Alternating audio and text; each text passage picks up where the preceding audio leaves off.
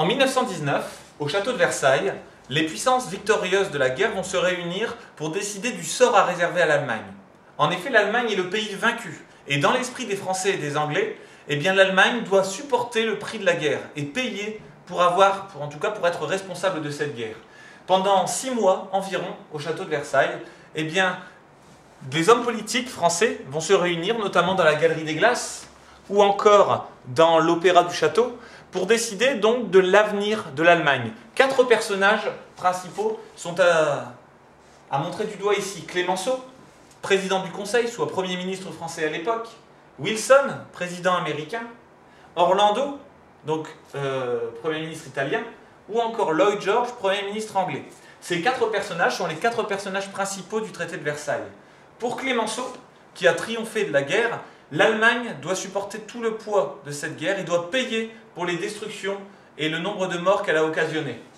C'est différent pour Wilson, le président américain, qui lui pense qu'il ne faut pas trop accabler l'Allemagne. Malheureusement, lors de ce traité de Versailles, c'est le point de vue de Clémenceau qui sera adopté. Ici, nous observons donc la délégation allemande qui, elle, aura juste le droit de venir signer le 28 juin 1919 l'acte du traité de Versailles et qui ne pourra pas négocier ni discuter donc, des différentes conditions du traité. Alors, les décisions prises lors de ce traité de Versailles sont les suivantes. D'abord, des décisions militaires. Il a été décidé de désarmer complètement l'Allemagne. L'Allemagne voit son armée être réduite à 100 000 hommes. Et il est interdit pour les Allemands de fabriquer des chars, des munitions, des avions, des bateaux de guerre, etc. Ce qui fait, comme on peut le voir sur cette image, que l'Allemagne devient un nain militaire face aux autres pays d'Europe. Par exemple, face à la France, qui avec ses 5 millions d'hommes, n'aurait aucun mal à se débarrasser des 100 000 Allemands. De même, l'Allemagne se voit interdire la militarisation, c'est-à-dire la présence de soldats ou d'armements, à proximité de la France. Cette décision en tout cas pour Clémenceau, permettra à l'avenir de protéger la France de l'assaillant, de l'agresseur allemand. Donc première décision, réduire de façon très importante l'armée allemande. Mais ce n'est pas là la seule décision qui est prise au traité de Versailles. Il va être décidé, pour cette Allemagne qui est considérée comme vaincue, de lui retirer des parties de son territoire. On va notamment diviser l'Allemagne en 2 parties, l'Allemagne de l'Ouest et la Prusse orientale. Pourquoi diviser l'Allemagne en 2 parties? Eh bien pour créer un État qui n'existait pas auparavant, la Pologne. Et afin de permettre à la Pologne de se développer, notamment au niveau commercial, on décide de lui donner un accès à la mer avec le port de Danzig.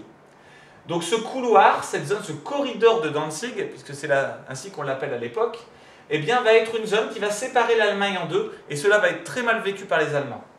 De même, on va prendre des parties du territoire allemand qu'on va rendre aux pays vainqueurs, notamment l'Alsace et la Lorraine qui va revenir à la France, mais aussi des territoires à l'est et au sud-est du pays qui vont permettre de créer la Tchécoslovaquie, donc au sud-est de l'Allemagne. Donc, on retire des parties du territoire allemand, on l'empêche de développer une véritable armée, et évidemment, donc, ces décisions vont être très mal vécues. Ici, on peut voir la foule en colère devant le Reichstag, c'est-à-dire devant le Parlement à Berlin, puisque très rapidement, les Allemands vont considérer que c'est une trahison, une véritable trahison d'imposer cela aux Allemands. Les Allemands, en effet, sont certes vaincus dans cette guerre, mais ne se considèrent pas comme ayant capitulé, c'est-à-dire ne considèrent pas qu'ils ont été battus à plate couture. Ils considèrent également qu'ils ne sont pas les seuls responsables de la guerre, à juste titre, puisque c'est l'enchaînement des alliances, l'engrenage des alliances, qui au début de la guerre donc, précipite tous les pays d'Europe dans cette guerre. Les Allemands donc, vont très mal accepter ce traité de Versailles qu'ils sont pourtant obligés de signer, d'autant plus qu'on va leur imposer un remboursement d'une somme phénoménale. Les Allemands, en effet, étant désignés comme les seuls responsables de la guerre, devront verser 132 milliards de marks en or à la France notamment, pour lui permettre de se reconstruire et de relancer son pays. Bref, l'Allemagne est seule responsable de la guerre selon les pays victorieux, et l'Allemagne donc va devoir supporter seule le poids de cette guerre. À partir de là, très rapidement, les soldats allemands déçus d'avoir perdu cette guerre, et puis ainsi qu'une grande partie de la population, vont considérer qu'ils ont reçu un véritable coup de poignard dans le dos. Donc un véritable coup de poignard dans le dos, c'est l'idée de cette affiche qui est placardée en Allemagne à l'époque, d'un soldat allemand donc, qui reçoit dans le dos donc, un coup de poignard, une trahison véritable, de la part d'un personnage en rouge masqué, qui sera plus tard désigné comme étant un communiste ou comme étant un juif, ou comme étant un envoyé donc, des États-Unis, de la France ou de l'Angleterre.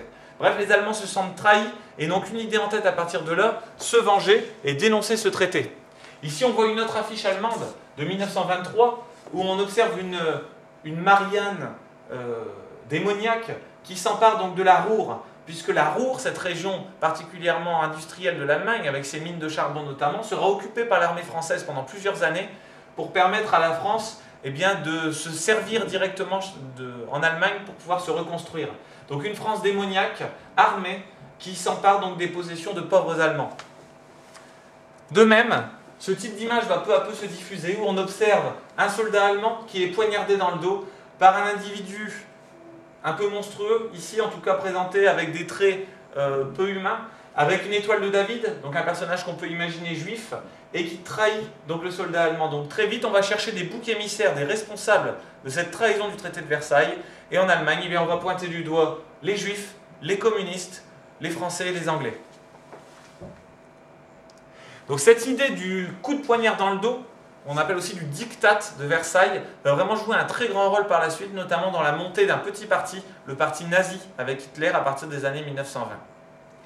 L'Europe en 1924 a beaucoup changé. De nouveaux pays sont apparus, comme la Pologne, comme la Tchécoslovaquie, la Hongrie, la Yougoslavie, qui ont été créés avec des parties de l'Empire austro-hongrois battus. On peut remarquer que l'Autriche a perdu 93% de son territoire. L'Autriche, qui était le plus grand empire d'Europe centrale, se retrouve démantelé, réduit à de toutes petites possessions, sans aucun accès à la mer, donc sans aucune possibilité de se développer. De même, on peut noter que l'Italie, à qui les Alliés avaient promis des terres très importantes, donc en cas de victoire, n'a été qu'en partie satisfaite. Et les Italiens également dénonceront ce traité de Versailles comme injuste, car ils n'ont pas obtenu ce qui leur avait été promis lorsqu'ils se sont engagés dans la guerre en 1915 aux côtés des Français et des Anglais. Bref, ce traité de Versailles laisse un goût très amer à une grande partie des Européens, notamment en Allemagne et en Italie, et laissera une idée de vengeance très importante parmi ces peuples.